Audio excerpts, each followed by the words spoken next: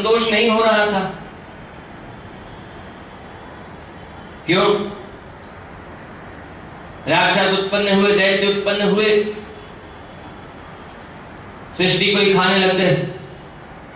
आप बेकार है, ये सब किसी काम की नहीं। सृष्टि विस्तार कैसे होगा? ऐसे ही सृष्टि क्रम में ब्रह्मा जी से ही उत्पन्न हुए सनक सनंदन सनातन सनत कुमार, ब्रह्मा जी ने आदेश दिया सृष्टि का विस्तार करो, ये निवृत्ति परायण हो गए। शुरू से ही भक्ति मार्ग में लग गए, सृष्टि का विस्तार नहीं किया। ब्रह्मा जी को बड़ा क्रोध आया। अपने क्रोध को अपने बुद्धि विवेक से रोकना चाहते थे, लेकिन रोक नहीं सके। वह क्रोध ब्रह्मा के भौहों के बीच का स्थान जो है, वहां से किसी जंतु के रूप में उत्पन्न हुआ। नील लोहित वर्ण का, मतलब नीला और लाल रंग का दिखाई देता, ऐसे रूप में उत्पन्न हुआ। और देखते देखते थोड़ा बड़ा हो गया। उत्पन्न होते ही रो रहा था। ब्रह्मा जी ने कहा रो मत, शांत हो जाओ। कहा तुम उत्पन्न होते ही रो रहे थे, इसलिए तुम्हारा नाम रुद्र होगा और तुम्हारा कार्य होगा सृष्टि का संहार करना।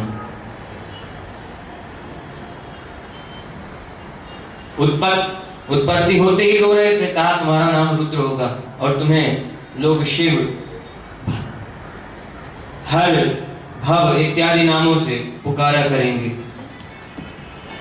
शिव रुद्र को कहते हैं, भव उन्हीं का नाम है, हर उन्हीं को कहते हैं। ध्यान दीजिए, श्रीमन नारायण भगवान की इस तरह से ये रुद्र की उत्पत्ति हुई। ठीक है ना? भगवान के नाभि कमल से ब्रह्मा उत्पन्न हुए और ब्रह्मा को क्रोध आया, उस क्रोध को रोक नहीं सके, तो वो जो जंतु उत्पन्न हुआ उसको कहा तुम्हारा नाम रुद्र होगा। ठीक, ये स्पष्ट हो गया। अब आगे चर्चा करेंगे। तो कहा कि भगवान की चरण शरण होना चाहिए, भगवान की भक्ति करनी चाहिए, भगवान के चरणों में अनन्य प्रेम हो जाए, अनन्य प्रीति हो जाए, वही धर्म है। जिस धर्म को करने से भगवान के चरणों में अनन्य प्रीति हो, वही धर्म करना चाहिए, अर्थात वही धर्म है। सृष्टि क्रम विस्तार किया, सृष्टि कैसे कैसे हुई, इन सबको बता रहे थे। हम बात कर रहे हैं मोक्ष प्राप्ति के लिए कौन सा उपाय करना चाहिए। भगवान श्री कृष्ण ने श्रीमद् भागवत में भी जो वर्णन आया, उद्धव जी को भी समझाया। उद्धव ने मैत्रेय जी को उपदेश किया, मैत्रेय ने विदुर को समझाया। इस तरह से यह सब क्रम चलता रहता है। इन सब का संवाद है, विदुर और मैत्रेय का संवाद है। श्रीमद् भागवत में जो प्रसंग आया है, विदुर और मैत्रेय का संवाद है, उद्धव और मैत्रेय जी का संवाद है, शुकदेव परीक्षित का संवाद है, संकादिक मुनि कुमार और नारद जी का संवाद है। यह सारे संवाद आए हैं इस श्रीमद् भागवत महापुराण में, किस किस ने क्या क्या कहा है। तो वह मार्ग बताने के लिए, वह उपाय बताने के लिए श्रीमद् भागवत का प्रवचन श्री सुखदेव जी महाराज ने आरंभ किया और कहा भगवान सृष्टि किया करते हैं जीवों के कल्याण के लिए। परीक्षित, ये भगवान की अहेतु की कृपा है जीव के ऊपर। कितना कठिन कार्य करते हैं भगवान। सृष्टि, इतनी बड़ी सृष्टि रच दी, इसमें अनेकों जीव जंतु हैं, अनेक शरीरधारी हैं। जीव तो एक ही है, लेकिन अपने कर्म के फलस्वरूप नाना प्रकार की योनि में, 84 लाख योनि में पढ़ करके सुख दुख इत्यादि प्राप्त किया पड़ता है। और उन योनियों में भी है, तो उन योनि के, जिस योनि में हम, उस योनि के सुख को, उस शरीर के सुख को ही सबसे बड़ा मानता है। किसी पक्षी को देखिए, उसको उस शरीर से बढ़कर के सुख और कहीं है क्या? है? किसी पशु को उसके शरीर से बढ़कर के सुख और नहीं है, क्योंकि उसको मालूम ही नहीं, क्योंकि उसके पास उतनी ही बुद्धि है कि जितना उसको प्राप्त हुआ है उसी को सबसे बड़ा मानता है। लेकिन हमको वह बुद्धि प्राप्त है, वह विवेक प्राप्त है कि सबसे अच्छा क्या है, उसका निश्चय कर सकें, उसका निर्णय कर सकें और उसको प्राप्त करने का प्रयास करें। लेकिन हमारी भी स्थिति इन पशु पक्षियों की तरह ही है। कैसी? जो मिल गया है उसी को सबसे अच्छा, सबसे बढ़कर के सुख मानते हैं। इस संसार के सुख को सबसे बड़ा सुख मानते हैं। क्यों? कभी लगता है कि ये मनुष्य शरीर से बढ़कर के सुख जो है देवताओं के शरीर में, तो देवताओं के सुखों को प्राप्त करने की इच्छा होती, कामना होती, स्वर्ग का सुख प्राप्त करने की इच्छा होती। लेकिन सुखदेव जी ने कहा, परीक्षित, वो स्वर्ग का सुख भी तो छूट जाने वाला है, उन देवताओं को भी तो उनका पद छूटने की आशंका है, उनका लोक छिन जाने का भय सदा लगा रहता है। इस प्रकार के दुख उनको भी हैं। और जब दैत्य लोग आक्रमण किया करते हैं, कल आएगा इसका वर्णन। और फिर चौथे दिवस में, जहां भगवान के चौथे दिवस में भगवान के अनेकों अवतार का प्रसंग है, अनेकों अवतारों की कथा है, वहां ये बार बार सुनने को मिलेगा कि दैत्यों ने आक्रमण किया, देवताओं का सब कुछ छीन लिया। दैत्यों ने आक्रमण कर दिया, स्वर्ग का सिंहासन छिन गया। दैत्यों ने आक्रमण कर दिया, देवताओं को गुफाओं में छुप करके रहना पड़ा। हर जगह वर्णन आया। तो दुख तो उनको भी है नहीं? और कल बताया था आपको कि इतना सुख है, यदि उसको ही सबसे बड़ा सुख मानते हैं, विषय भोग को ही, तो इंद्र की पत्नी शची और हजारों अप्सराएं हैं स्वर्ग में, उन सबको छोड़कर के गौतम ऋषि की पत्नी के साथ अनाचार किया, नहीं करने योग्य कर्म किया। यदि उसी को सबसे बड़ा माना उस देवराज इंद्र ने, वो सबसे बड़ा सुख नहीं, वह क्षणिक सुख है, थोड़ी देर का सुख है, लेकिन उस सुख का परिणाम आगे बहुत बड़े दुख के रूप में मिलता है।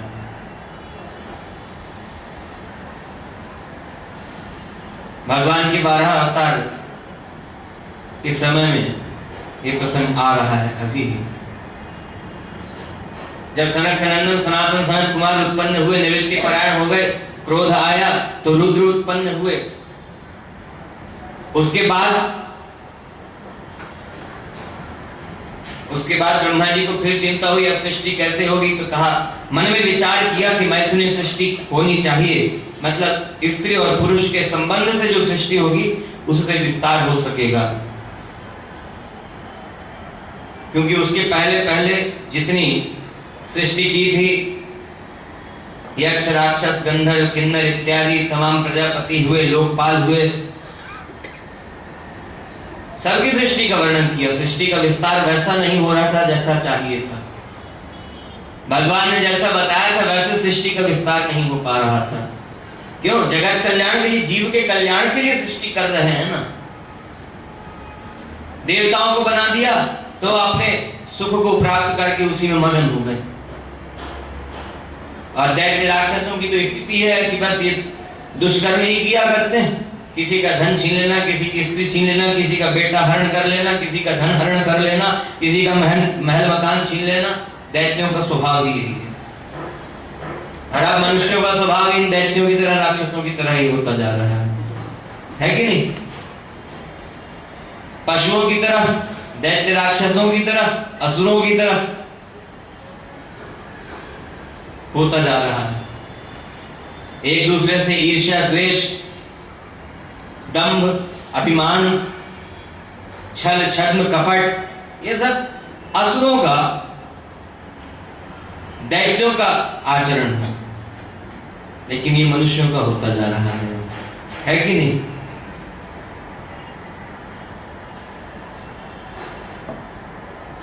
बात हो रही है, एक ही बात है, उसी के लिए सारी बातें। जीव का कल्याण किस तरह से हो, मनुष्य मात्र का कल्याण किस तरह से हो, यही प्रश्न किया था ना। मरणासन और मरण धर्म का क्या कर्तव्य है? जो मरने ही वाला है, मृत्यु शैया पर पड़ा है, उसको क्या करना चाहिए? और मरण धर्म तो हर एक शरीर को छोड़ना ही पड़ेगा जीव को। जीव अमर है, लेकिन जिस भी शरीर में रहेगा उसको छोड़ना ही पड़ेगा और बार बार इस संसार में जन्म लेना पड़ेगा और दुख भोगना पड़ेगा। उससे छूटने का उपाय क्या करें, इसकी चर्चा हुई। केवल एक इसी बात के लिए कि ये जन्म मरण चक्र किसी तरह से छूट जाए, इसी बात के लिए सब कुछ है।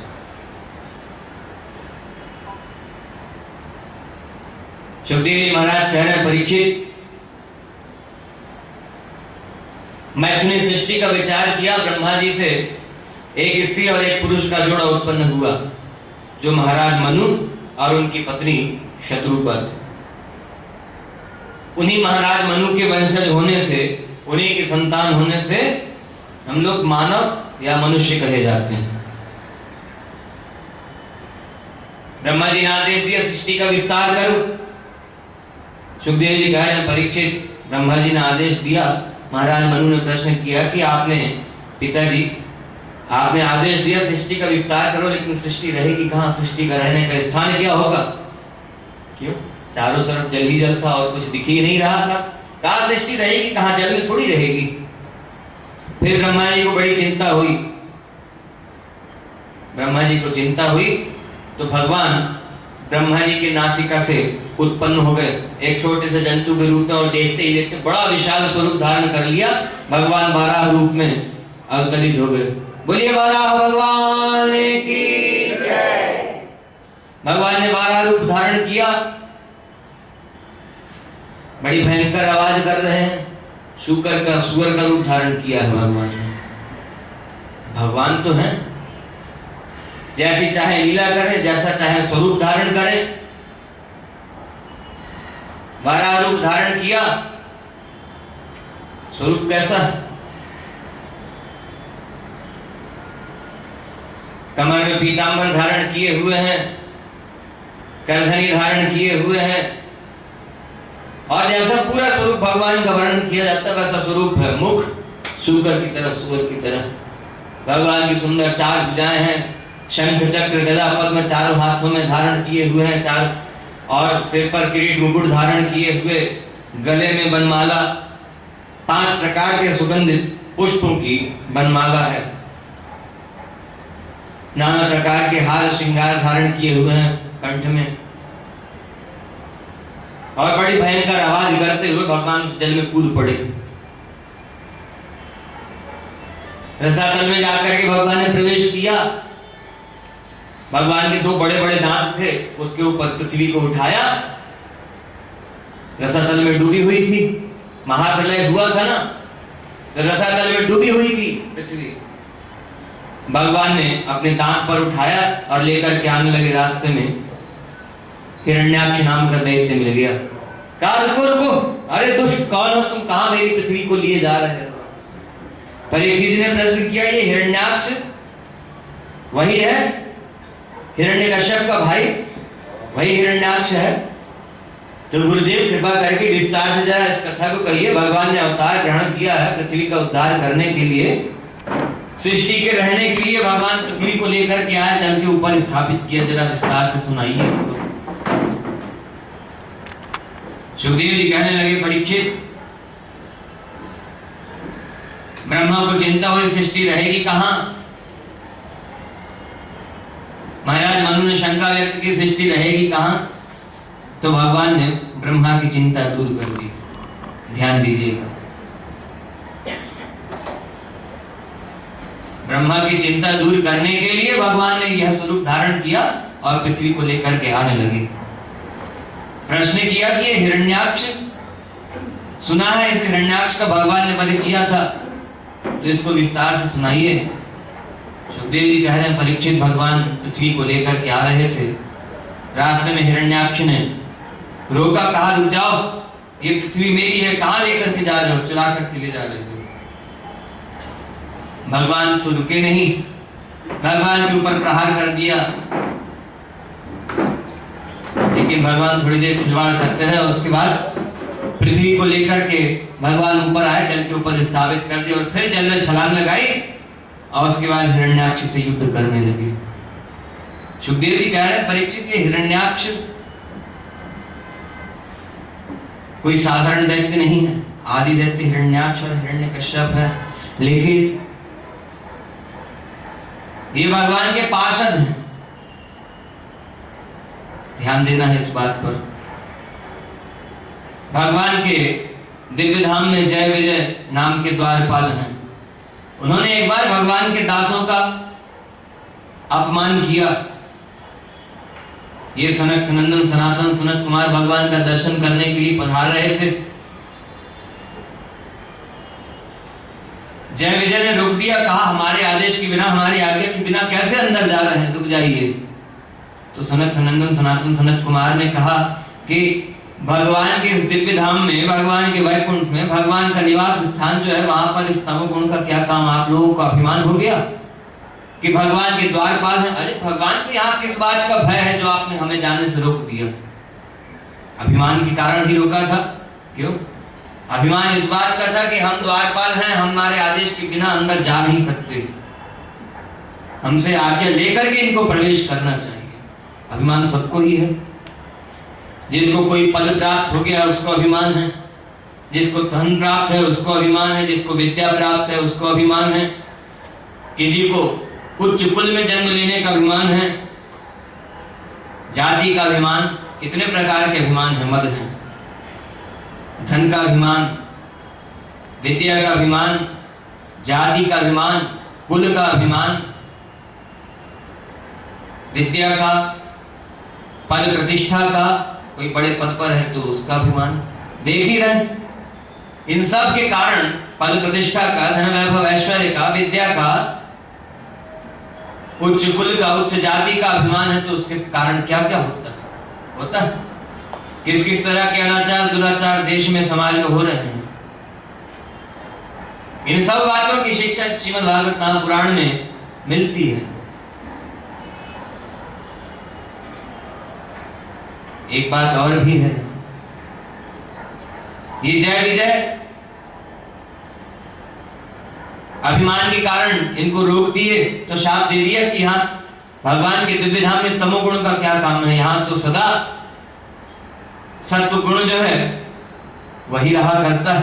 भगवान के दिव्य धाम में सद्गुण के अलावा और कुछ है नहीं। क्यों? तामसिक गुण जो हैं, तामसिक प्रवृत्तियां जो हैं, उनके कारण भगवान के भजन में, भगवान के ध्यान स्मरण में, भगवान की सेवा में, भगवान की कथा श्रवण में, अच्छे कामों में मन नहीं लगता। तामसिक गुण जहां रहेगा, तामसिकता जहां रहेगी, वहां तामसिक गुण ही बढ़ेंगे। और गुण क्या? वो अवगुण है। अवगुण बढ़ेंगे, मन बुद्धि विकृत होगी, मन में बुद्धि में गलत गलत विचार आएंगे। उन्हीं के कारण किसी के साथ छल में किया करता है, कपट किया करता है, किसी का धन छीना करता है, किसी का कुछ छीना करता है, किसी से ईर्ष्या द्वेष किया करता है। ये सब तामसिकता के कारण है। मन बुद्धि में तामसिकता बढ़ेगी तो यह सब होगा। अभिमान आ गया, शाप दे दिया, कहा ये तामसिक जीवों का काम है, इसलिए तामसिक योनि में जाइए, राक्षस योनि में जाइए। भगवान लक्ष्मी जी के साथ अंदर विराजमान थे। भगवान को मालूम हुआ सनकादिक मुनि कुमार पधारे हैं और जय विजय को उनके अपराध के कारण दंड दे दिया है, शाप दे दिया। भगवान पधारे लक्ष्मी जी के साथ में। सनकादिक मुनि कुमारों ने भगवान के चरणों में साष्टांग प्रणाम किया। जय विजय को जैसे ही शाप दिया तुरंत क्षमा याचना करने लगे। कहा अपराध हो गया ऋषिवर, क्षमा कर दीजिए, आप तो बड़े दयालु कृपालु हैं। भगवान पधारे तो भगवान से क्षमा याचना करने लगे। भगवान ने कहा मैं तो अपने दासों के वश में हूँ, अपने दासों का दास हूँ मैं तो, और मैं अपना अपराध क्षमा कर सकता हूँ। मेरे दास का अपराध जो करेगा मैं उसको क्षमा नहीं कर सकता। मेरे दास ये महात्मा गण यदि क्षमा कर दें तो तुम्हारा अपराध क्षमा हो जाएगा, मैं नहीं कर सकता।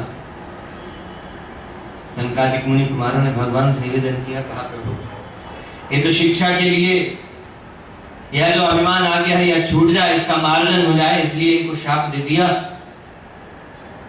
आप बड़े दयालु कृपालु हैं, जैसा चाहे वैसा करें। भगवान ने कहा ठीक है, 3 जन्म के लिए राक्षस योनि में चाहिए। और जय विजय का वहीं से पतन हो गया। कल कहा था ना आपको, हाथ कटना है तो भगवान सुई चुभा करके, क्यों? भगवान के पार्षद हैं, भगवान के सेवक हैं, अपराध कर ही दिया तो ये भगवान के अनन्य दास के लिए भगवान की तरफ से सुविधा है। क्यों? वो भी तब जब संकादिक मुनि कुमारों ने क्षमा कर दिया, कहा हमने तो शाप दे दिया, अब ये सब शाप को समाप्त करना हमारे वश की बात नहीं प्रभु, आप जैसा चाहें। आप बड़े दयालु कृपालु हैं, क्षमा सागर हैं, दया सागर हैं, आप जैसा करें वैसा स्वीकार है प्रभु। हम कहां, आपके नियम को हम लोग कहां उल्लंघन करने वाले हैं। भगवान ने कहा 3 जन्म के लिए राक्षस योनि में जाओ।